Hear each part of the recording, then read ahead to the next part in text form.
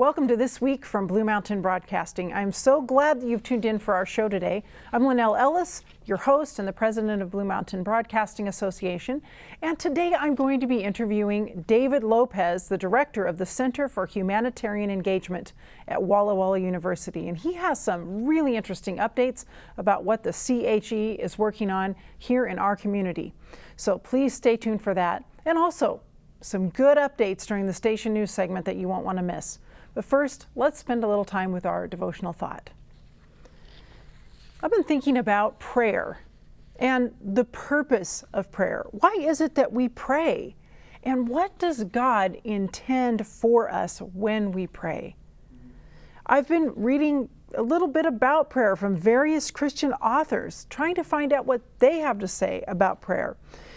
And in that process, I found a devotional by a pastor named Mark Batterson. Mark Batterson is the lead pastor at the National Community Church in Washington, D.C. And the things that he had to say in his thoughts on prayer really spoke to my questions very well. And I wanted to share them with you. This is just portions of a devotional that he shared on the topic of prayer. Now, this is John Batterson speaking now as I share it with you. My friends, John and Tricia Tiller, experienced a parent's worst nightmare nearly a decade ago. Their 3-year-old son Eli was playing by himself in his room when Tricia became concerned because it was too quiet. When she walked into his room, Eli was nowhere to be seen. That's when she saw a table out of place. It had been pushed beneath his second-story bedroom window, and the window screen was conspicuously missing. Tricia's worst fears were realized when she ran to the window, looked down, and saw Eli lying 13 feet below. Eli was medevaced to the hospital where he fought for his life in the ICU for 3 weeks. He miraculously survived, but not without significant brain damage. He has virtually no peripheral vision on his right side, and the left side of his body has very little motor skills or muscle development. Eli speaks with a severe stutter and walks with a pronounced limp. Yet, 12-year-old Eli Tiller has as sweet a spirit and as courageous an attitude as anybody I've ever met. He recently sang at National Community Church, and there wasn't a dry eye in the place. John and Tricia have thanked God countless times for saving their son, but their prayers for complete healing have gone unanswered. In the aftermath of the accident, John dueled with doubt. He began asking, "Why, God? Why do little boys fall from windows?" He looked to Scripture for an answer. And it turns out that why God is not a new question at all. In John 9, Jesus encountered a man who was born blind, and the people falsely assumed it was the result of sin. They asked Jesus, "Who sinned, this man or his parents?" And Jesus told them it was neither. The people assumed it was a generational curse or a lack of faith. But Jesus set the record straight by revealing the real reason. This happened so that the works of God might be displayed in him. So what is the purpose of prayer? Sometimes the purpose of prayer is to get us out of circumstances, but more often than not, the purpose of prayer is to get us through them.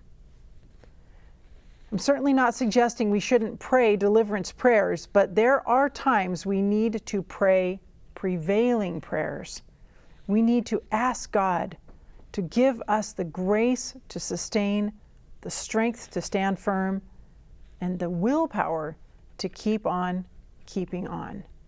There's a big difference between praying away and praying through. We're often so anxious to get out of difficult, painful, or challenging situations that we fail to grow through them. we're so fixated on getting out and getting out of them that we don't get anything out of them. We fail to learn the lessons God is trying to teach us or cultivate the character God is trying to grow in us. We're so focused on God changing our circumstances that we never allow God to change us. So instead of 10 or 20 years of experience, we have 1 year of experience repeated 10 or 20 times. If we are being completely honest, most of our prayers have as their chief objective our own personal comfort rather than God's glory. We want to pray away every problem, but those short-sighted prayers would short-circuit God's perfect plan. There are seasons and situations when we need to simply pray through. Can our prayers change circumstances? Absolutely. But when our circumstances don't change, it's often an indication that God is trying to change us. The primary purpose of prayer is not to change circumstances. The primary purpose of prayer is to change us. But either way, the chief objective remains the same: to glorify God in any and every situation. Stay tuned. I'll be right back.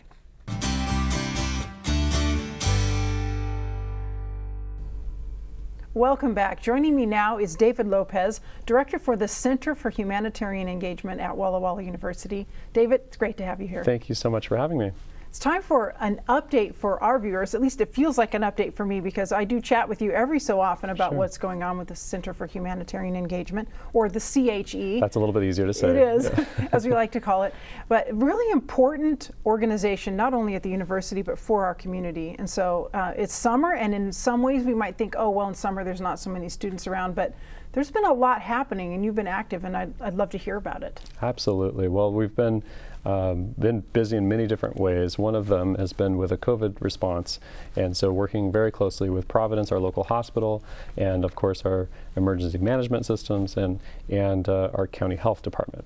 And we've been, how can we help as students? How can we help as a community? Well, we've been helping by organizing and managing the volunteer efforts that have gone into giving the injections, doing the observations, or maybe even just doing the registration or translation to make sure that people are comfortable with that. And it's been a busy effort.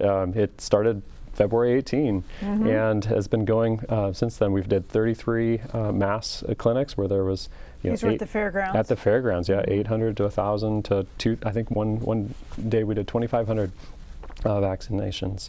And it grew and continued, I guess, if you will, with some mobile clinics to schools, and then some mini clinics at Southgate Providence campus. And that continues yet today. So if you're interested in volunteering, there's 3 opportunities yet each week. So that's so a good opportunity still available there. Yeah, still available there. We've been busy with the supporting the good work from the Blue Mountain Action Council Food Bank. They are at 800% capacity. So just the needs are great for people to receive foods, and so they've got a range from 200 to 300 people coming through every Friday afternoons. And the National Reserve has been here and been very helpful, and it's been great to see them on board and in action. But they're being called to other emergencies, other things that are going on around the nation. And so there's a great need for volunteers throughout the week to package up boxes, but on those Fridays, loading up those cars. You need somebody strong, 20 to 30 pounds, be able to lift up those heavy boxes. But there's opportunities for volunteers in that way, and that's been a blessing as well. That is a lot of food help here in our community. I didn't really realize it was at that level. They do a lot. Yeah, they do a lot. And that's not the only place right here. They're also servicing Dayton and Waitsburg and Touchy and all around our valley. So they're doing some really good work. So it's nice to be able to support them. Just before we really started dealing with the whole COVID thing, we had a disaster that just involved our valley, having to do with too much water and flooding. It's really hard to imagine that was just over a year and a half ago. We're still affected by that. And it was right at the beginning. It was still affected, absolutely. There was about 500 families that were affected by the floods here in this valley, and it reaches down to Pendleton as well. So it wasn't just right here, but in this greater valley. And we've been able to respond in great ways. We had a good turnout from a community to put together sandbags, and that seems like a simple thing, but it was able to help save people's homes and save people's possessions in that way. And there was a lot of uncertainty on where to go and how to do things. How do we manage things? Where do we go? How can we be most help? And it seemed like the same group of people were going from one spot to the next spot to the next spot, asking if they could help, and there was this need for coordination. Mm-hmm. And so there was about 25 organizations that pulled together at the end of that and said, we can't do that again. We need to be better organized, and really as we move forward, we need to be pulling together resources and using them wisely.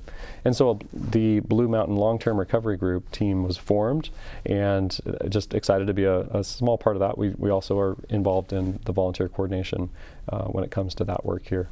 So this has ended up to be kind of a niche for the CHE, this it seems group of volunteers yeah. and coordinating volunteers. It seems to be, and that was the main reason why when the COVID hit so hard, we were saying, we don't want to just get volunteers for this. Let's create something bigger than that. And so I'm glad you mentioned that, because from that, the volunteer corps, Walla Walla Volunteer Corps, was formed. Okay. And since then, we've had 3,500 volunteers come and participate, and we've saved thousands and hundreds of thousands of dollars worth of labor when it comes to, we couldn't have pulled off what happened here without the volunteers. It just wouldn't our have governor happened. Came to see how we were doing it so well. Yeah, and so that was really, really great to see. And I know right now people are giving the health department and others a hard time when it comes to how come our COVID numbers are high.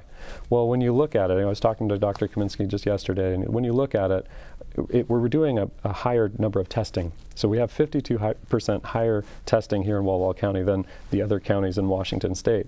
So if you're testing higher, more numbers, more people, then of course you're going to have a higher return rate on some positive cases. So hopefully they've been doing a good job. Taking care of our sick people that way by really testing, making sure we know who is ill and helping them. And, it doesn't mean we don't need to be careful. It doesn't mean that we still don't need the vaccine, but there is a need I think to applaud some of the work that's been done. There's been a lot of good work. Mm-hmm. For sure. And you're talking about this group of volunteers now, the Walla Walla Volunteer Corps, is that That's the name right, of it? yeah. Okay. So CHE is managing that. We're working with a partnership with United Way to kind of host the volunteer opportunities. And so if you're looking for ways to get out of the house, or if you're looking for some virtual opportunities, or just wanting to support some of the good work that the many organizations in town are doing, those will be posted and kind of managed through the Center for Humanitarian Engagement.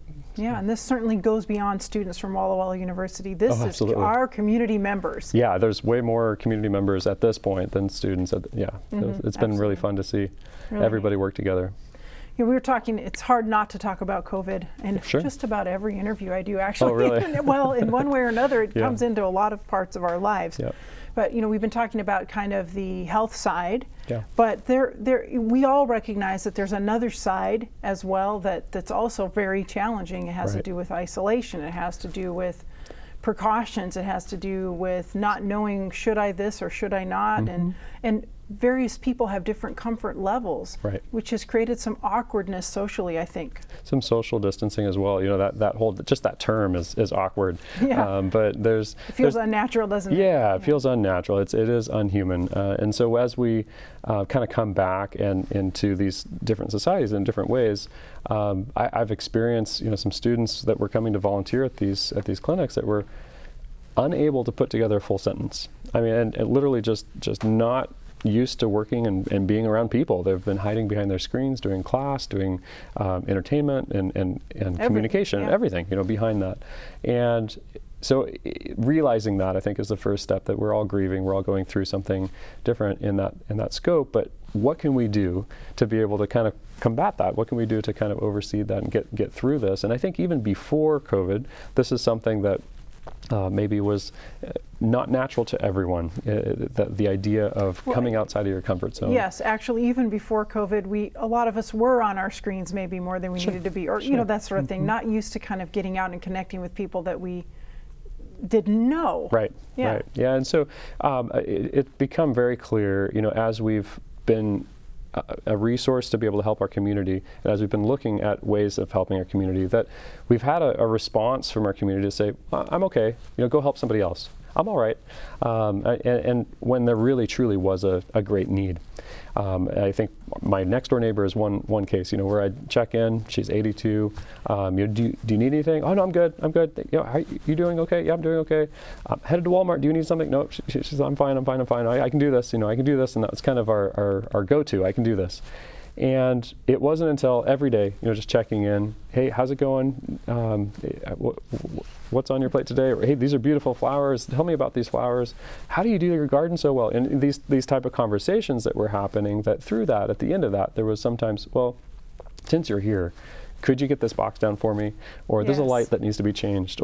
And this is over months and months and months. And yes, building a relationship. Building that relationship and just being available in that way. And I'm just pleased, tickled to death to be able to say that she's just one of our best friends, our extension of our family. Yes. She celebrated her 83rd birthday at our house. She's on our growth chart in our house.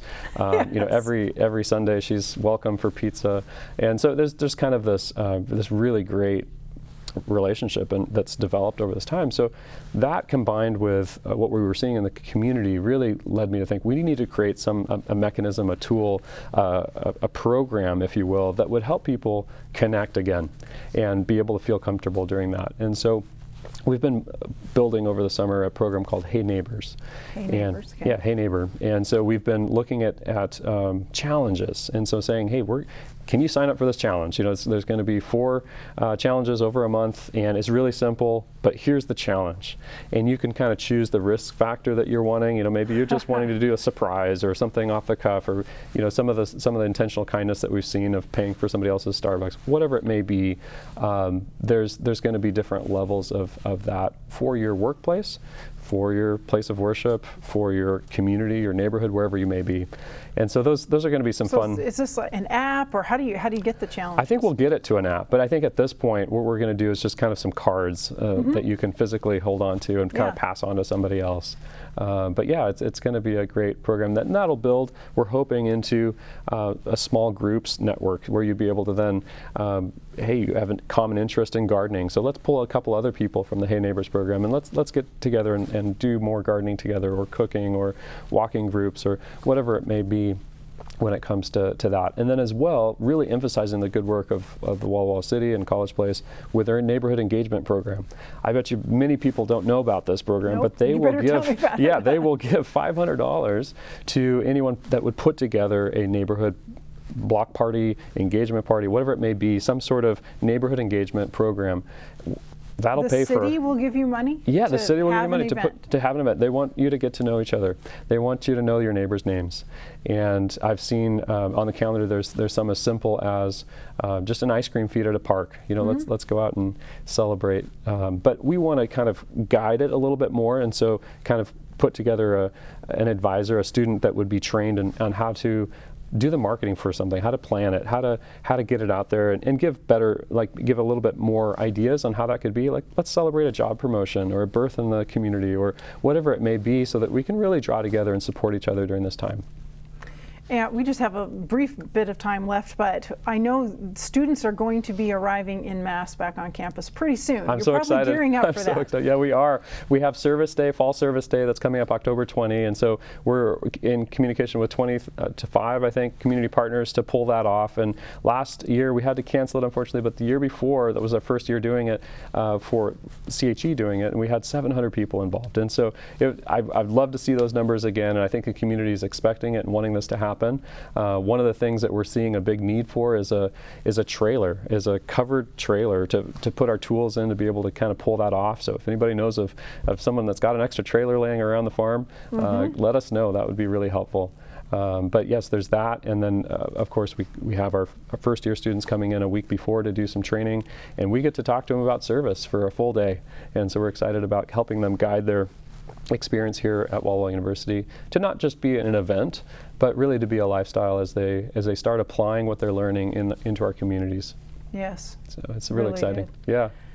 I really want to thank you for taking time to share with us today. I'm inspired by these updates, and I've got to find out about the challenges that you have for getting to know neighbors better. Absolutely. I'll get some of those cards from you. I think the hardest part for people is just understanding that God's called all of us. You know, it's not just me and you and others that are up front.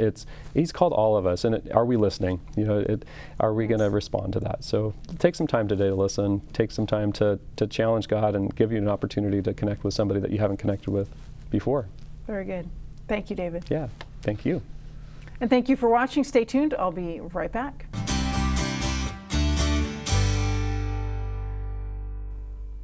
Welcome back. Time for Station News. We are making some modifications at the new facility, especially in the room that we're going to use as the studio. This is the large area of the new building that was the sanctuary when it was a Baptist church. So this sanctuary area had some carpet down in it, and we are now removing that carpet. We've got volunteers, mostly led by Jim Forsyth, our board secretary and volunteer at the station, pulling up the carpet that's in there to reveal that concrete floor that's underneath.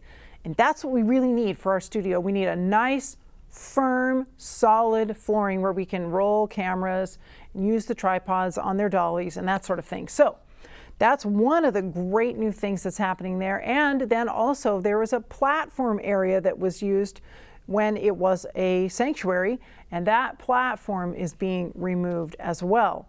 So it's kind of demolition phase in a way, but making some of those modifications and preparing the room for use as a studio. And you know, we already have changed out the lighting in there, donated some lights that were hanging in there, some beautiful chandeliers to the College Place Spanish Seventh-day Adventist Church, and also the pews are now donated to that church. And so we're really happy to be able to find a good home for those things that are very beautiful and really useful, but not just useful for us in a studio. And I want to be able to tell you about programming because we have some new programs coming to Blue Mountain Television. And by that, I don't mean that they're brand new shows that you haven't seen before, but these are new episodes of some of your favorite shows, two of them that I want to highlight for you today. And the first one is Country Wisdom. Country Wisdom, you know, is a program that is coming to us, giving us sort of simple to understand wisdom in an engaging way, down to earth biblical counsel. And then there's also some really stunning locations involved in the production of this show, Country Wisdom. And we're going to have new episodes of that show airing beginning August 22 at 6 p.m. So the program airs on Sundays at 6 p.m. and then also on Mondays with a repeat of that episode from Mondays at 9 p.m. So be sure to catch those new episodes starting August 22, 6 p.m., Country Wisdom. And then also a big audience favorite on our station is the program called Incredible Journey. And I know you've been waiting for some new episodes of that show, and so good news for you. We have a number of new episodes with some exciting people who are going to be featured on these episodes. And this is really a passionate program about communicating the bold vision of sharing the good news of Christ and preparing people for the soon coming of Jesus by telling people's stories, their journey and their relationship with God. And so the Incredible Journey new episodes begin on August 20 at 7 p.m.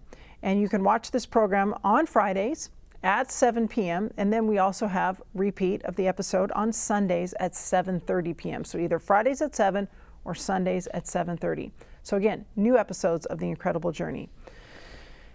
So we want to encourage you to tune in for these new programs and also to be involved with the renovations that are going on. We're actually looking for some help in moving some of the larger pieces of wood and structures that we're needing to remove from the new facility. So if you feel strong and able-bodied and ready to help with that, please call the station at 529-9149 and probably ask either for Keith Carlin, who's our project manager, or for Jim Forsyth, both volunteers and board members, Jim's specifically working on some of the removal of these things.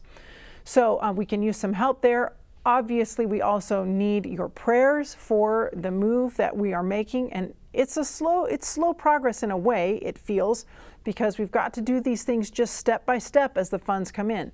But on the other hand, we are grateful because we had a board meeting last night and we got to hear about donations that have come in specifically for our new facility, and we want to thank you for that.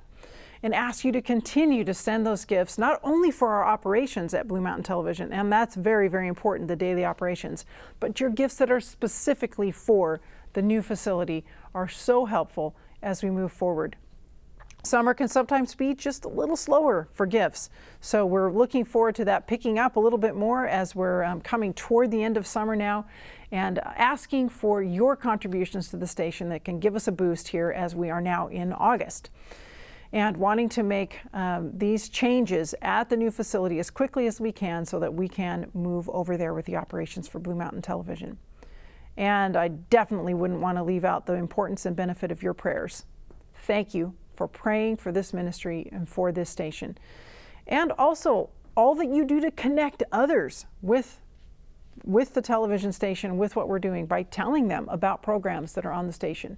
Really appreciate that, because it's our goal to embrace our community, to reach out to others, to share with our community and beyond that God has a great plan for us. He has a beautiful future for us, and God's character itself is so wonderful and beautiful. We want to share that with our community and let them know that God really, really loves them. So thank you again for all you do for the station, and thank you for watching. I look forward to seeing you next time.